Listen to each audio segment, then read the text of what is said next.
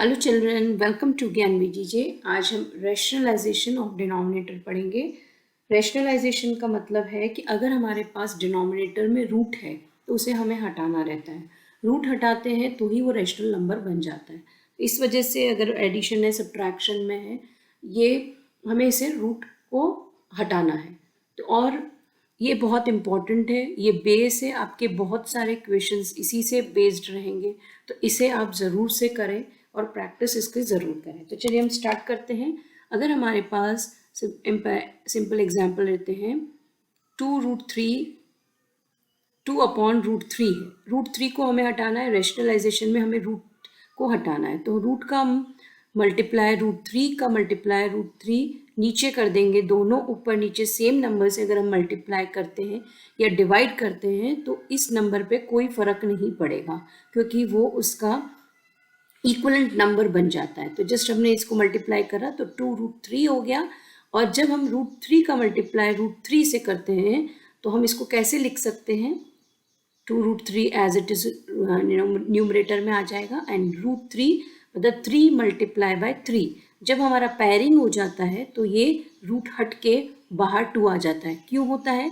जैसे 3 का स्क्वायर और 1/2, रूट का मतलब है 1/2 और ये स्क्वायर हो गया। तो 2 मल्टीप्लाई बाय 1/2, ये 2 से 2 कैंसिल आउट हो गया, तो 3 का power 1 that is equal to 3। तो इसलिए हम जब भी रूट को हटाना चाहते हैं तो पेयरिंग कर देते हैं। पेयरिंग करने से वो रूट से बाहर निकल जाता है। तो ये 2√3/3 हो गया। तो ये इसका आंसर है।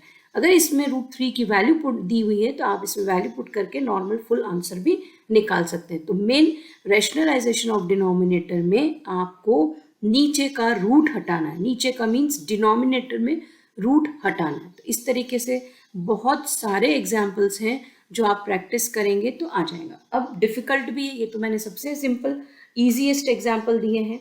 इस तरीके के आप चाहें तो बहुत सारे एग्जाम्पल्स कर सकते हैं। हम जैसे एक और लेते हैं, 3 + √2। ऐसा हमारे पास है, 3 प्लस में है, ये यहाँ पे प्लस में है। अब हमारी एक आइडेंटिटी है जो हमने 8th क्लास में पढ़ी थी, a - b into a + b which is equal to a² - b²। ये आइडेंटिटी आपको मोस्ट इम्पॉर्टेंट है, आपको हर जगह यूज करना रहती है। तो आप इसे बाय हार्ट कर लें, बिल्कुल गलती नहीं होना चाहिए। तो बस अब इसमें क्या करेंगे, यहाँ पर प्लस है तो जब यहाँ पर प्लस वाली वैल्यू ये है और माइनस ये है, तो हमें जब यहाँ प्लस है तो माइनस वाले से मल्टीप्लाई करना है। अगर यहाँ माइनस है तो प्लस से मल्टीप्लाई करना है। तो कैसे? 3 + √2 मल्टीप्लाई 3 - √2 अपॉन 3 - √2। अब यहाँ पे a, इस आइडेंटिटी के हिसाब से a हमारा 3 है और b हमारा √2 है। तो बस आपकी आइडेंटिटी फुलफिल हो जाएगी। तो आपको ये क्या हो जाएगा, 3 - √2 एज इट इज ऊपर हो जाएगा। ये आपका हो जाएगा 3² और -√2 का होल स्क्वायर। तो 3 - √2 एज इट इज लिखेंगे न्यूमरेटर में। 3 का स्क्वायर हो गया आपका 9 और √2 का स्क्वायर मैंने अभी आपको इस एग्जाम्पल में बताया कि √2 इंटू √2 इज 2, मतलब स्क्वायरिंग हो गई तो वो रूट हट जाएगा। तो 9 - 2 7 हो गया।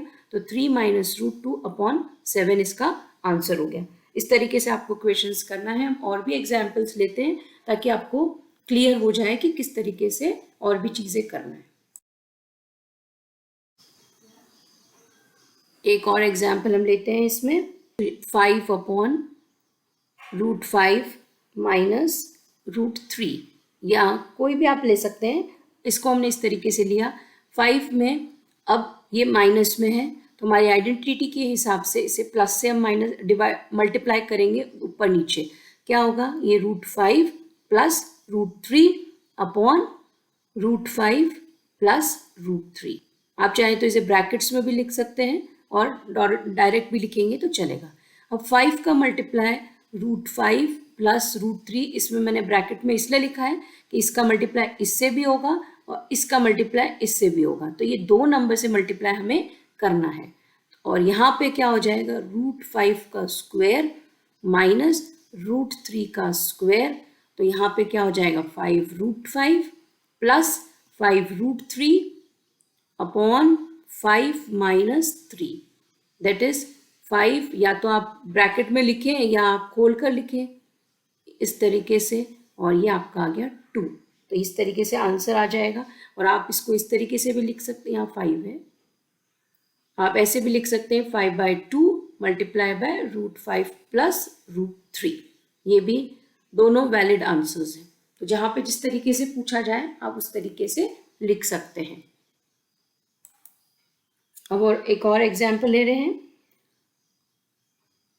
1/7 plus 3√2 multiply 7 minus 3√2 upon 7 minus 3√2।